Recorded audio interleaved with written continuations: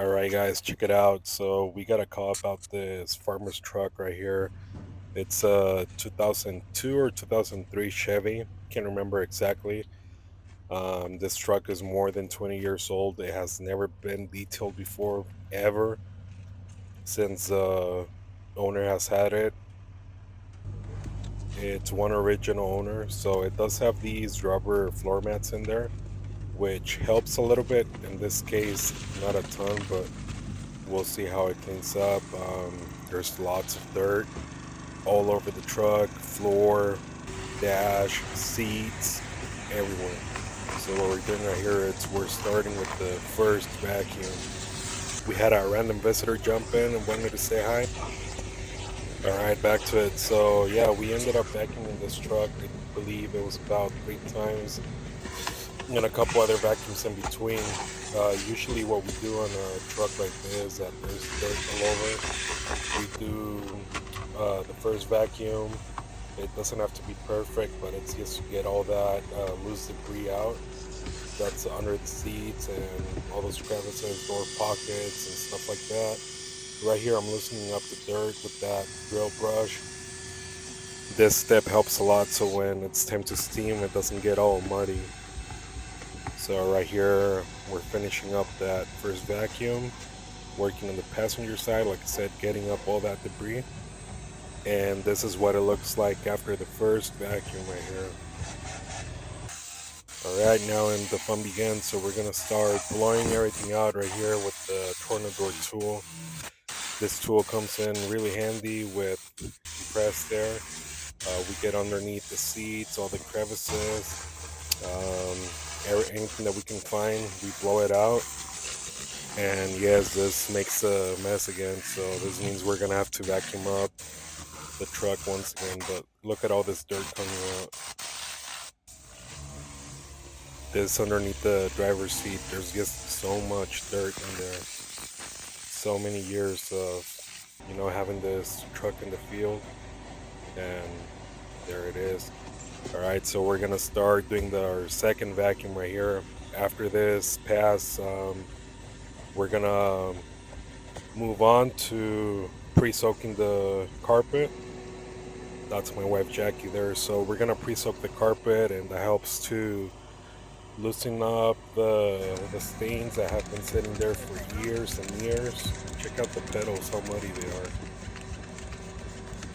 The driver's area was probably the worst, with dirt being stuck in the carpets. Now that the second vacuum has done, we started pre-soaking the carpets. We're gonna move on to cleaning all that hard plastics, getting those vents cleaned out, the dash. We use pretty friendly products, and we use a dedicated interior cleaner.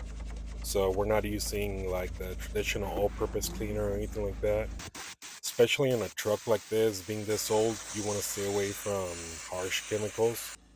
In my experience, I've seen discoloration happen when you use like a harsh all-purpose cleaner.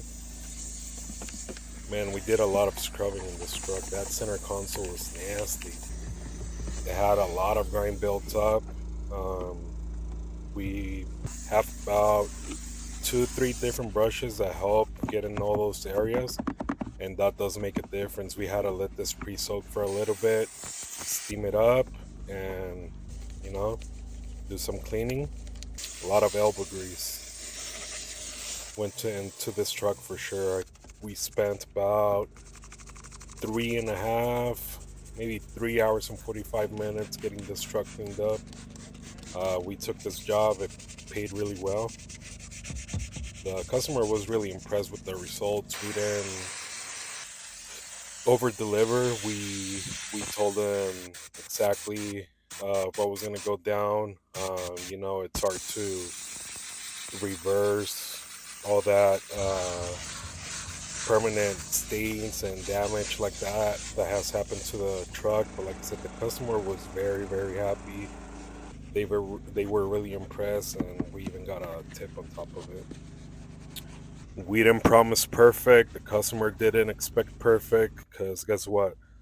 this truck was gonna go back to work again. They were gonna have it out in the field. The customer just wanted to freshen it up a bit and get rid of all that dirt that has been built up. Like I said, it's never been detailed and it's more than 20 years old.